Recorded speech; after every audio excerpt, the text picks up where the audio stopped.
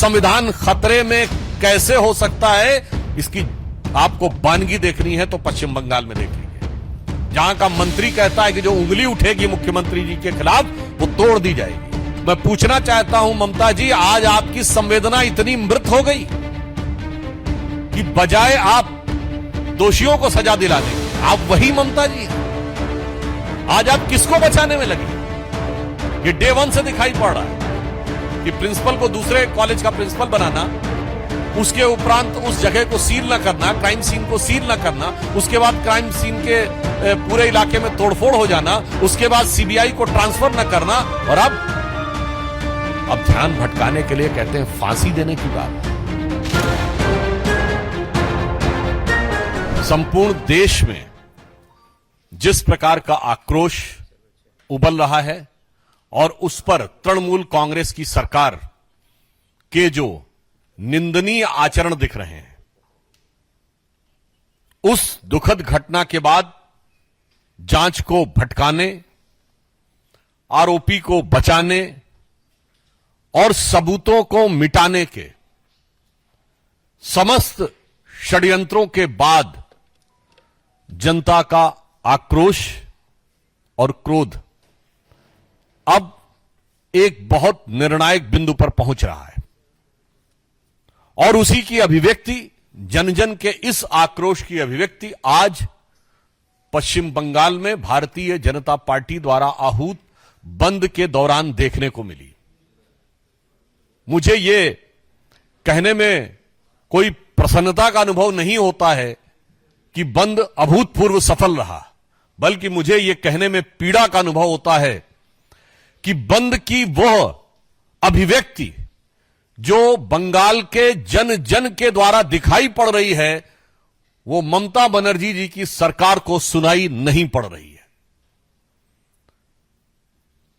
और इसके बाद जो मैंने पहले ही कहा, पुनः कह दूं, जांच को भटकाने, आरोपी को बचाने, सबूतों को मिटाने के बाद अब डॉक्टरों को धमकाने की एक नई रणनीति दिखाई पड़ रही है। आपने इससे पहले कोई ऐसा बंद नहीं देखा होगा कि जहां एक तरफ बंद का आह्वान किया जाए, दूसरी तरफ सत्ताधारी दल के नेता जाकर दुकानों को खुलवाने का प्रयास करें, फिर इसके बाद मुख्यमंत्री आकर प्रेस को संबोधित करें और आप उनके शब्दों को गौर करिए। वो क्या कह रही हैं? मैं नहीं चाहती कि एफआईआर हो, हम एफआईआर नहीं करना चाहते ताकि कैरियर ना बर्बाद हो, पासपोर्ट और वीजा मिलने में समस्या ना हो। मुझे लगता है कि देश की प्रबुद्ध जनता और पश्चिम बंगाल, जहां की प्रबुद्धता कई शताब्दियों से बहुत प्रसिद्ध है, वो इसका अर्थ, भाव और अभिव्यक्ति न समझ पा रहे हो, ऐसा संभव नहीं है। भारतीय जनता पार्टी स्पष्ट रूप से कहना चाहती है कि शब्दों के हेरफेर के साथ ममता बनर्जी जी ने सीधे डॉक्टरों को धमकाने का काम किया है और एक प्रकार से उनके कैरियर के ऊपर प्रश्न चिन्ह लगाने का काम शब्दों के मायाजाल के अंदर किया है, ताकि प्रत्यक्ष में जो दिख रहा है, ठीक वैसे ही जैसे सरकार का मुखौटा कुछ और दिख रहा है पश्चिम बंगाल में और मुख कुछ और दिख रहा है, उसी प्रकार से इस प्रेस कॉन्फ्रेंस में शब्द कुछ है और भाव क्या है, यह सबको समझ में आ रहा है। और इतना ही नहीं, इसके उपरांत उनका यह कहना, जो मुझे लगता है कि एक प्रकार से पश्चिम बंगाल सरकार की बहुत दुखद और खिसियाहट की भी अभिव्यक्ति है, यह कहना कि चुनाव करवा लो। मैं पश्चिम बंगाल की मुख्यमंत्री ममता जी से कहना चाहता हूं, महोदया, इस पीड़िता के साथ न्याय का विषय चुनाव का विषय नहीं है। यह सबूतों के आधार पर कानून की अदालत में साबित होकर दोषियों को सजा दिलाने का विषय है। यह न्याय का विषय है, चुनाव का विषय नहीं है। जिसकी सत्ता होगी, न्याय उसी के पक्ष में होगा। यह सोच संविधान के लिए सबसे खतरनाक सोच है। और मैं कहना चाहता हूं संविधान खतरे में कैसे हो सकता है, इसकी आपको वानगी देखनी है तो पश्चिम बंगाल में देख लीजिए, जहां का मंत्री कहता है कि जो उंगली उठेगी मुख्यमंत्री जी के खिलाफ वो तोड़ दी जाएगी, मिस्टर गुहा। जहां का सांसद कहता है कि ये लोग जो भी कार्य कर रहे हैं इनको अंजाम भुगतना पड़ेगा, अरूप चक्रवर्ती। और जहां की मुख्यमंत्री कहती हैं कि मैं नहीं चाहती कि एफआईआर हो, मैं नहीं चाहती कि कैरियर खराब हो।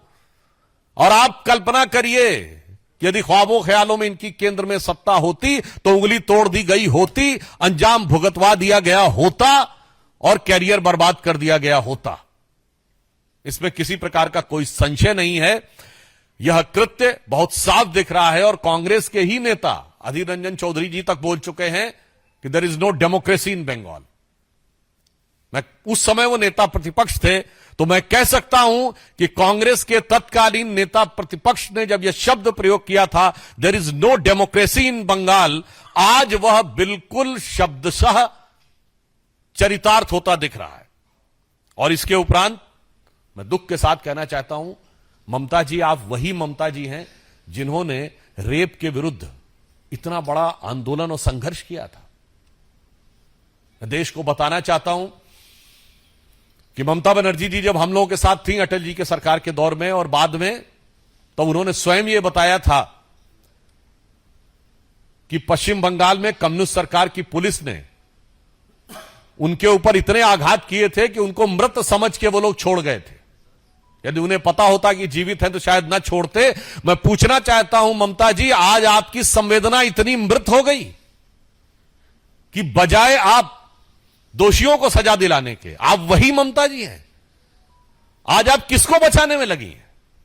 ये डे वन से दिखाई पड़ रहा है कि प्रिंसिपल को दूसरे कॉलेज का प्रिंसिपल बनाना, उसके उपरांत उस जगह को सील न करना, क्राइम सीन को सील न करना, उसके बाद क्राइम सीन के पूरे इलाके में तोड़फोड़ हो जाना, उसके बाद सीबीआई को ट्रांसफर न करना, और अब ध्यान भटकाने के लिए कहते हैं फांसी देने की बात।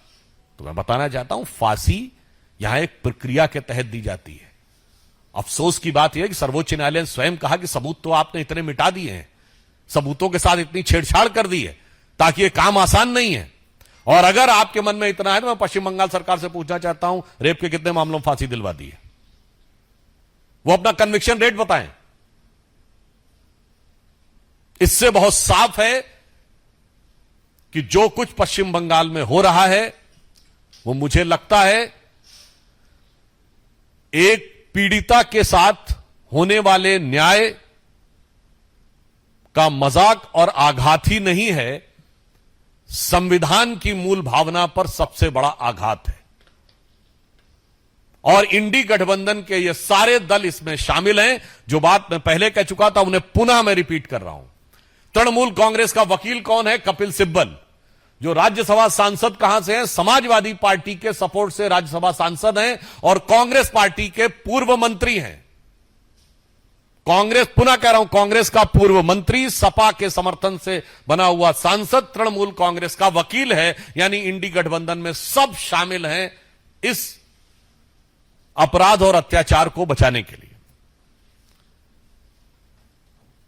इसके अतिरिक्त मैं यह भी कहना चाहता हूं कि ममता जी जो कह रही हैं कि भारतीय जनता पार्टी का जो बंद है, जो हमारे कार्यकर्ता आज लाठी डंडे सह रहे हैं, हिंसा सह रहे हैं, वो हिंसा के लिए है। बहुत साफ हम कहना चाहते हैं, ये तो वो सरकार है 2021 में जिसका आगाज ही हिंसा के साथ हुआ था और इसके लिए हाई कोर्ट से फटकार लगी थी। तो ममता जी, आपकी सरकार हिंसा से जिसकी शुरुआत हुई उसका सर्टिफाइड सर्टिफिकेट कोर्ट से आपके पास है। और मैं पूरे देश को यह भी याद दिला देना चाहता हूं कि पूरे देश में अनेक राज्यों में एक समय में चुनावी हिंसाएं होती थी। मैं नाम नहीं लेना चाहता, कई राज्य थे जहां चुनावी हिंसा की बड़ी चर्चा होती थी। अब सब राज्यों में चुनावी हिंसा समाप्त हो गई। केवल एक ही राज्य है जहां से चुनावी हिंसा की खबरें आती हैं और वो है पश्चिम बंगाल।